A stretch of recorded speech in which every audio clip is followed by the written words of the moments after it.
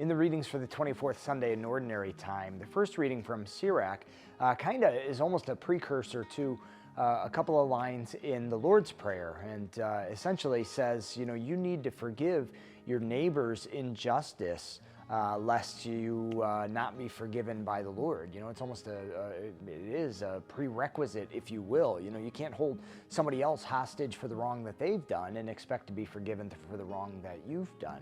And get into the gospel reading. This is one of my favorite gospels of all time. I'm not even entirely sure why, but maybe it's because it's just so clear what's happening here. So the servant who is forgiven an incredible debt, like literally, the equivalent is like 200,000 years worth of wages. Like, it's completely impossible for him to have, even imagine being able to pay back the debt. That's what was forgiven by the king. And the other servant who he went and shook down after that, the amount that he owed him was about 100 days' wages. So not nothing, in today's terms, what are we talking? 10, 20, 30, 40, $50,000, depending on income or more, it's still a lot of money.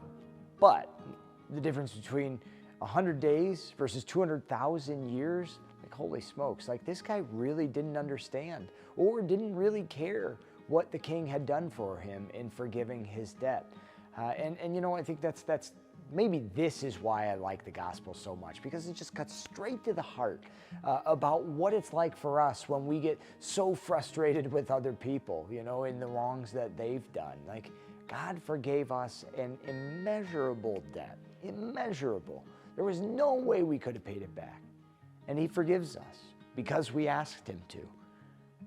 And how do we treat, those who have done wrong by us or who owe us, as if we haven't been forgiven anything? Did we really accept, the gift of mercy into our hearts and let it transform the way we interact with other people, And this isn't to be, entirely blind to the wrongs that other people have done, most specifically, we're talking about when somebody, just say somebody has apologized, that's the most specific place we're called not to have resentments, but it applies across the board. Even when somebody is obstinate, just refusing to apologize or even, recognize the wrong that they have done, and all of those too, those are cases where we have to be prepared to forgive from our hearts and to really turn that over to the Lord. As he has forgiven us, so must we go and forgive others. And if we are to be forgiven, so must we in turn forgive others. So, let that imagery that doesn't really come through in the English translation so well, 200,000 years worth of wages versus 100 days, you've been forgiven an immeasurable debt. Let's not hold other people hostage for the trivialities of this life.